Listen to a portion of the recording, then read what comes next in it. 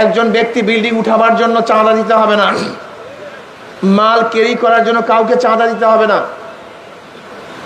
রাস্তায় রাস্তায় গাড়ি থামিয়ে কেউ চাঁদাবাজি করবে না, অবৈধ হত্যা হবে না, মেয়েরা ধর্ষিতা হবে না, জুলুম থাকবে না, অবিচার থাকবে না, মিথ্যা মামলার আর সয়লাভ হবে না। এই কারণেই মানুষ জীবন দিয়েছিল, সংগ্রাম করেছিল। কিন্তু আমরা কি দেখেছি? 5ই আগস্টের পরে আবারও চাঁদাবাজি, আবারও দখলদারি। নারায়ণগঞ্জ জেলা শাখা কর্তৃক আয়োজিত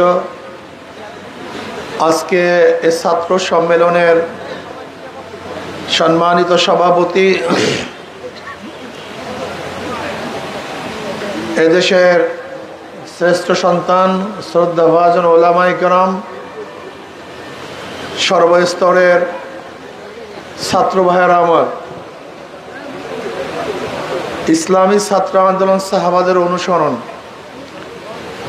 ইসলামী ছাত্র আন্দোলন রুহানিয়াত ও জেহাদের সমন্বিত প্রয়াস। ইসলামী ছাত্র আন্দোলন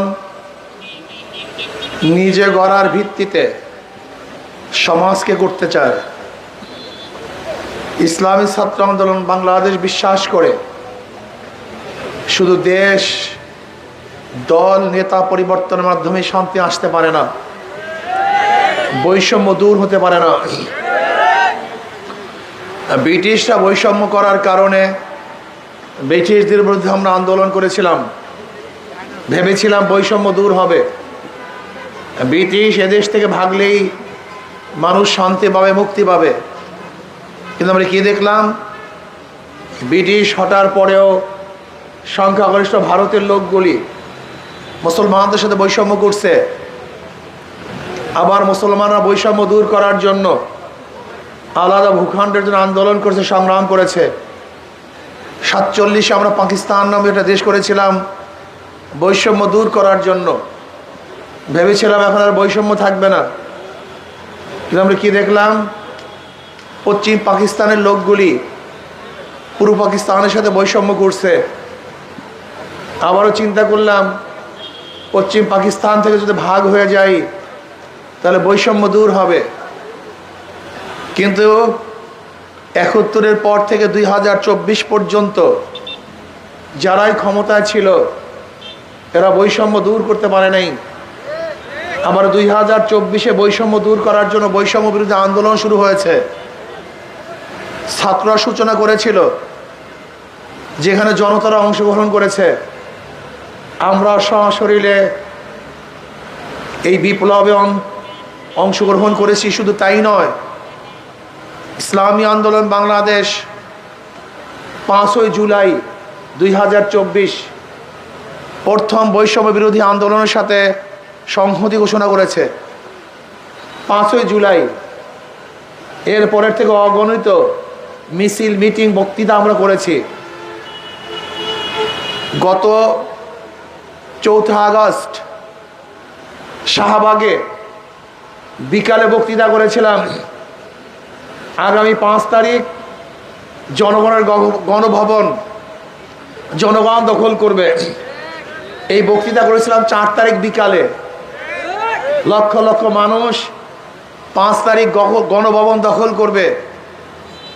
আল্লাহর কি ক্রিসমাস এই 5 তারিখই গণভবন জনগণ দখল করেছিল। ভেবেছিলাম বৈষম্য থাকবে না, বৈষম্য বিরোধী আন্দোলন, মানুষ মুক্তি হবে, শান্তি পাবে, ন্যায্য অধিকার প্রতিষ্ঠিত হবে, ব্যবসায়ীরা চাঁদা মুক্ত ব্যবসা করতে পারবে, শ্রমজীবীরা তারা পারিশ্রমিক, ন্যায্য পারিশ্রমিক পাবে, একজন চাকরিজীবী তার ন্যায্য অধিকার ভোগ করবে। একজন ব্যক্তি বিল্ডিং উঠাবার জন্য চাঁদা দিতে হবে না, মাল ক্যারি করার জন্য কাউকে চাঁদা দিতে হবে না, রাস্তায় রাস্তায় গাড়ি থামিয়ে কেউ চাঁদাবাজি করবে না, অবৈধ হত্যা হবে না, মেয়েরা ধর্ষিতা হবে না, জুলুম থাকবে না, অবিচার থাকবে না, মিথ্যা মামলার আর সয়লাভ হবে না। এই কারণেই মানুষ জীবন দিয়েছিল, সংগ্রাম করেছিল। কিন্তু আমরা কি দেখেছি?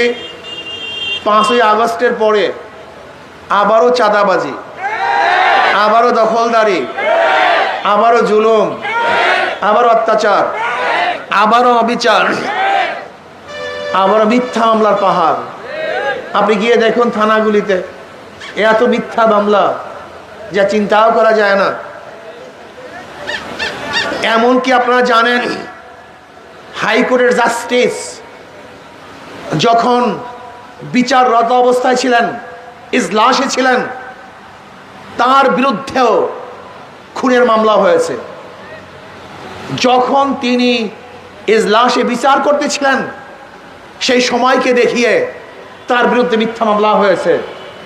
যেখানে একজন হাইকোর্টের চিফ জাস্টিসের বিরুদ্ধে মিথ্যা মামলা হয়, সেই দেশের অবস্থা কোথায় গিয়ে বুঝছে। শেখ হাসিনা বাংলাদেশের এমন কোনো প্রতিষ্ঠান নাই যেই প্রতিষ্ঠানকে দুর্নীতিগ্রস্ত করেন নাই, এমন কোনো প্রতিষ্ঠান নাই যেই প্রতিষ্ঠানকে ধ্বংস করেন নাই, নৈতিক চরিত্রকে শেষ করেন নাই।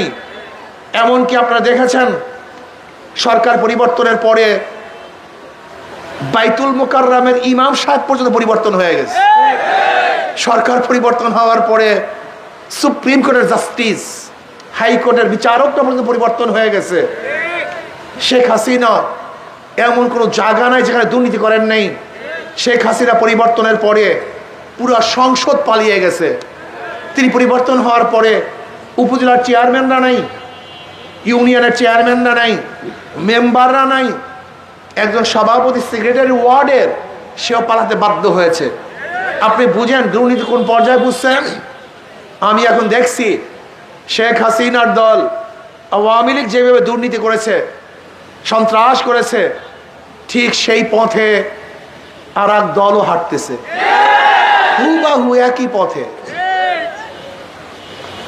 আওয়ামী লীগ চাঁদাবাজি করছে, এখন আর একটা দল চাঁদাবাজি করে। এতদিন লেন্টু চাঁদাবাজি করেছে, এখন ফেন্টু চাঁদাবাজি করে। এতদিন কেন্টু জুলুম করেছে, এখন লেন্টু কি জুলুম করা শুরু করেছে। আমি আপনাদেরকে বলতে চাই, আপনাকে আওয়ামী লীগের পরিণতির থেকেও শিক্ষা গ্রহণ করেন নাই? এতটুকু মেধাও কি নাই? এদেশের জনগণ কার গোলাম না। যে আওয়ামী লীগকে এদেশের মানুষ বিতরিত করেছে, সে আওয়ামী লীগকে ক্ষমতায় আনার জন্য আবার আর একটা দল চেষ্টা করছে। কেন? কারণটা কি জানেন? হ্যাঁ, চোরে চোরে হালি, এক চলে বিয়া করে আর এক চোরে শালি। বিগত 53 বছর পর্যন্ত সিন্ডিকেট, বিগত 53 বছর পর্যন্ত 5 বছর তোরা খাবি, 5 বছর আমি খাবো, 5 বছর তোরা চুরি করবি, 5 বছর আমি চুরি করব, 5 বছর তোরা চাঁদাবাজি করবি, 5 বছর আমি চাঁদাবাজি করব। পাটা পুতায় ঘষা ঘষি, মরিচের দফা শেষ।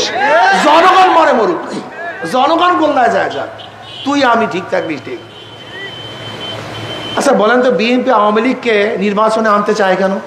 লজিকটা কি? অথচ বিএনপির তো উচিত ছিল আওয়ামী লীগকে নির্বাচন অংশগ্রহণ করতে বাধা দেয়া। কি আশ্চর্য হয়ে গেছেন না? আওয়ামী লীগকে বিএনপি আনতে চায় কেন বলেন তো? বলেন তো, বিএনপির ভোট চাওয়ার কোন গ্রাউন্ডস কি আছে? ভোট চাবে কি বলে?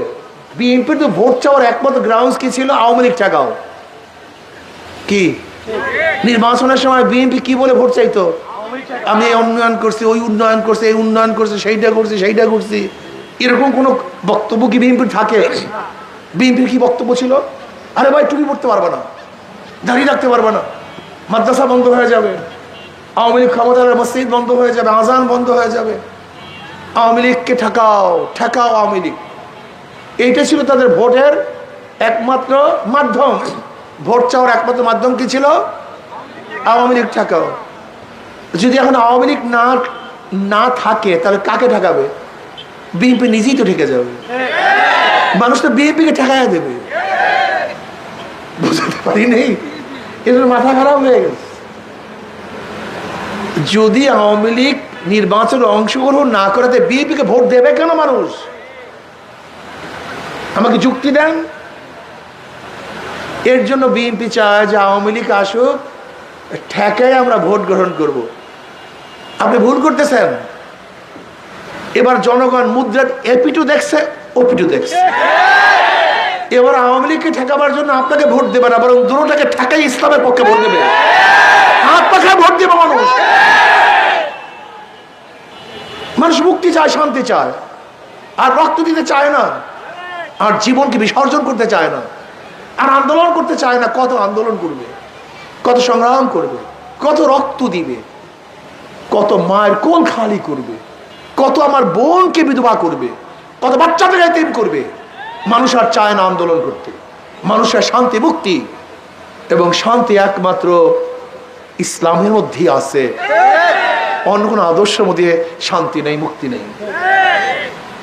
আমাদের শায়খ মুর্শিদ নওয়ারাল্লাহু মারকাদাহু অনেক আগেই বলেছেন, মাদার গাছ লাগিয়ে আমের আশা করা যায় না, তেঁতুল গাছ লাগিয়ে মিষ্টি ফলের আশা করা যায় না। প্রিয় ছাত্র বন্ধুরা, একজনের নাম এ, একজনের নাম বি, একজনের নাম সি। এও চোর, বিও চোর, সিও চোর। ক্ষমতায় আছে এ, সে কি করবে? হটাও এ, বসাও বি, সে কি করবে? হটাও বি, বসাও সি, সে কি করবে? নেতা দলের পরিবর্তন হয়েছে, কিন্তু নীতি আদর্শ পরিবর্তন হয়নি। চোরের মাধ্যমে চুরি বন্ধ হবে না, দুর্নীতিবাজের মাধ্যমে দুর্নীতি বন্ধ হওয়া সম্ভব, খুনিদের মাধ্যমে খুন বন্ধ হয় না, চাঁদাবাজের মাধ্যমে চাঁদা বন্ধ হবে না। কাজে এ বি সি পরিবর্তন করে লাভ নেই। আসো, শুধু নেতা নয়, নীতির পরিবর্তন চাই। বিশ্বাস চরমনাই রহমতুল্লাহ, শুধু নেতা নয়, নীতির পরিবর্তন চাই। ইসলামী ছাত্র আন্দোলন নিজেকে গঠন করার ভিত্তিতেই সমাজকে গঠন করতে চায়। ওই সমস্ত দলগুলি কি জানেন?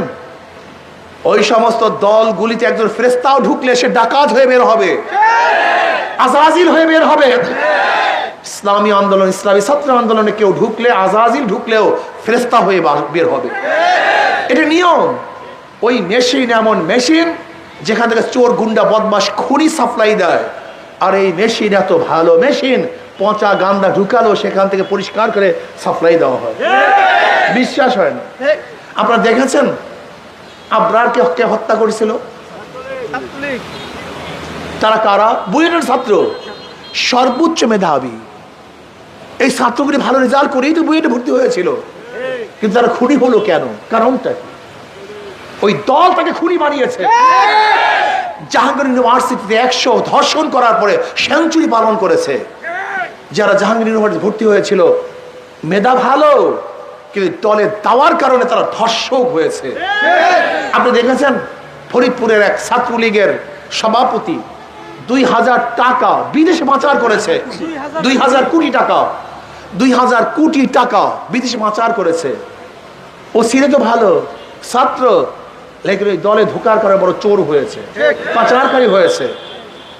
এর জন্য আমি বলবো, ওই দলগুলি ভালো ফেরেশতাদেরকেও আজাজিল বানায়।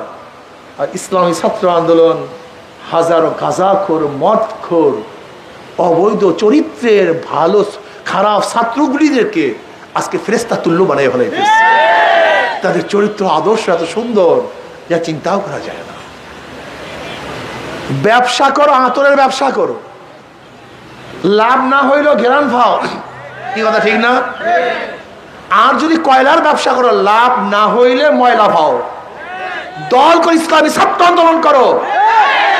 দুনিয়াতে কিছু না পেলেও জান্নাত ইনশাআল্লাহ, আখিরাতে মুক্তি পাওয়ার আশা করা যায়। আর যদি কামিয়াব হয়ে যাবে ভালো কথা, আর ওরা যদি দুনিয়াতে কামিয়াব না হয়, খাসরাত দুনিয়া ওয়াল আখিরা। এই যে দেখছেন এই ভুলতাতে মারামারি করে বিএনপির 2 গ্রুপে 5 জনায় 2 জন নাই, কারবার শেষ। খাসরাত দুনিয়া ওয়াল আখিরা, কপাল পড়ার দুনিয়াও গেছে, আখিরাতেও গেছে। তারেক সাহেব বলেছেন